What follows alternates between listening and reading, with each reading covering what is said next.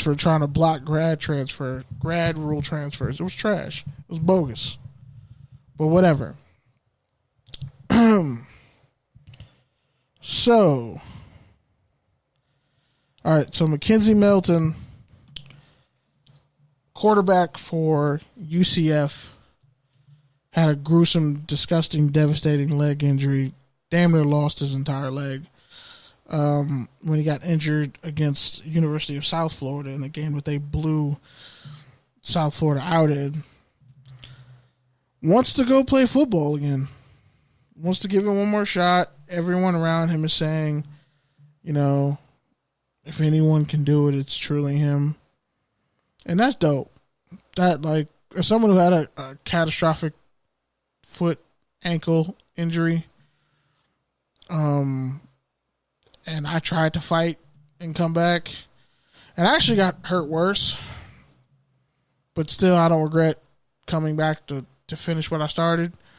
I'm rooting for him. I know they have Brandon Wimbush, the grad transfer out of Notre Dame there, and I really don't see him doing much. I don't know how necessarily Wimbush as a passer is not that great, so I don't know how that UCF offense will look. But McKenzie Milton, man, he was looking like something special. And if he could come back and be anything close to what he was before he got injured for UCF, because I think if he had not gotten injured, they could have possibly stole that game. Just when, like, certain quarterbacks have a certain moxie about them, and the fact that he didn't get a chance to play and his leg was mangled, I feel really bad for the kid, for the young man. So I'm rooting for him. Also, close out this college football segment. The Pac-12's thinking about having games start at like 9 a.m., which I'm kind of just like, finally, bro. What took you so long? I honestly will say the greatest robbery in the history of the Heisman Trophy was that Christian McCaffrey did not win it. That'd be the one time I'm pounding the table for the white guy to win. It's the one time I'm pounding the table. Like, nope. Derrick Henry didn't deserve. Derrick Henry stole a Heisman only because he went to Alabama. Christian McCaffrey was the best player in the country that year, and then he proved it in his bowl game. Like, Alabama was loaded with talent. Like, stupid amounts of talent. I would have never given that Heisman to anybody but Christian McCaffrey, and he should have won. But hey, he's balling for the Panthers now. Shout out to Keith. What did you say earlier in the chat? Man, Pete got you solo? Yeah. I got no problem going solo. I'm good. I'm chilling. But anyway, we're going to wrap things up here. Time for a good old-fashioned, unnecessary, tough tangent. This podcast. Okay, so a couple things. First and foremost, as always, as I have to say, City Boys won the summer. It's already over. Ladies, you're just embarrassing yourself at this point. City Girls lost about 9.5 months ago. So good luck to y'all being City Girls all summer, but, man, Charlamagne the God's an asshole, but he said, City Girls by summer, pregnant girls by winter, and single moms by the spring. I was like, damn, that is evil. That's pretty fucked up. But he kind of got a point.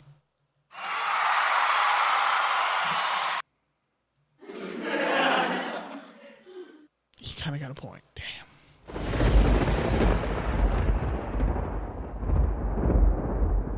Like, damn, he kind of right.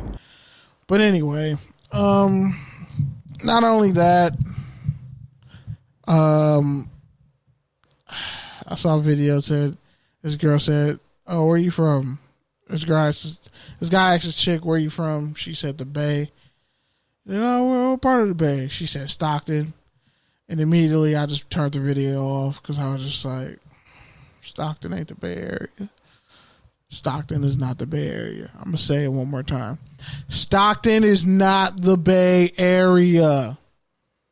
Okay, cool. Now I'm glad that we cleared that little misappropriation up. Also, A$AP Rocky, they pretty much letting go the people that assaulted him and stalked him because it was on camera. And he's gonna get convicted, but the people who accosted him are being let go, and I just want to tell him he can hold his own nuts because I'm pretty sure you can have all those white girls you smashed, all those models, all those people in Soho and Beverly Hills and wherever else you fucking lived, since you can't relate to black people on police brutality, where you can just hold your own nuts now. And honestly, I don't know why all these acts keep going to some of these European countries anyway, when they keep treating you like this. Like, fam, get your bread somewhere else. Go where you're wanted. Go where you're loved, not where you're tolerated. Loved and appreciated. Like, do that. But anyway, what was my next point before I get up out of here? I just want to say, man, for everybody who's transitioning through different parts of your life, wherever you're at, whether you just did something great and now you're just coming down and just trying to find your way again, trying to find your balance, whatever it is, or you're really close to accomplishing some shit and you're like white knuckling and you're trying not to self-destruct, or whatever else, whatever possible other things could be out there, just know, man, you wouldn't be in the situation if you couldn't handle it. And you have the opportunity and it's so close to you, or you already did it because you could handle it. Don't look at it as some insurmountable thing that you can't overcome. Look at it as something that's already yours. You just need to go claim it. Be present and whenever that moment is, and just claim what's rightfully yours. Because when you claim it, then once you're done with it and you realize, okay, I learned this, I overcame this, I conquered this, I got rid of this generational curse.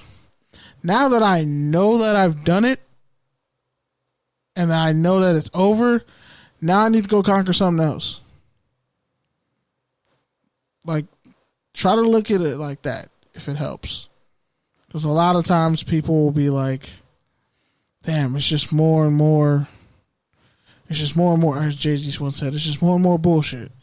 Like, day after day, I wake up more and more bullshit. Like, man, you gotta enjoy life. Like, I'm slowing down. Like, I have to slow down because I'm very impatient and I want things very quickly.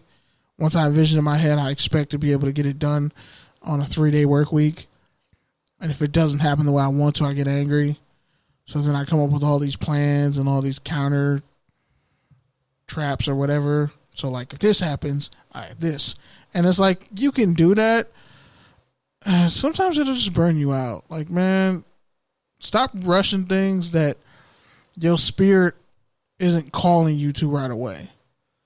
Like, it's good to have a vision for things, but sometimes you got to let yourself heal. You got to just let yourself exist and be with things. And I would say do that.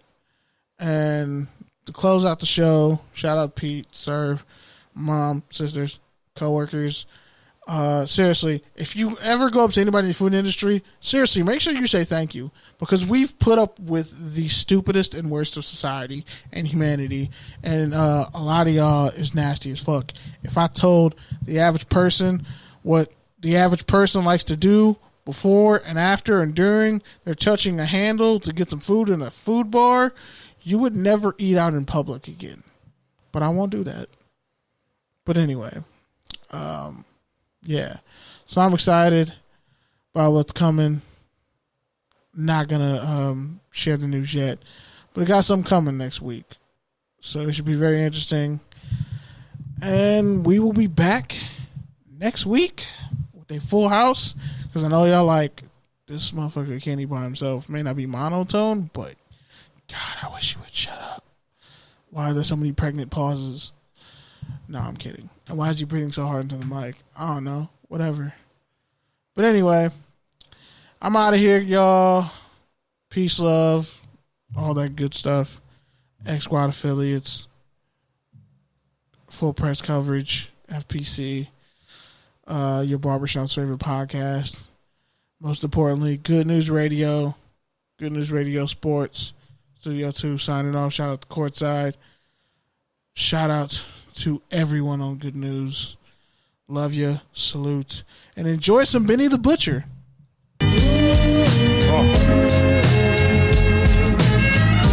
Crown for Kings. Every king will be crowned. Featuring Black Thought. Trust me.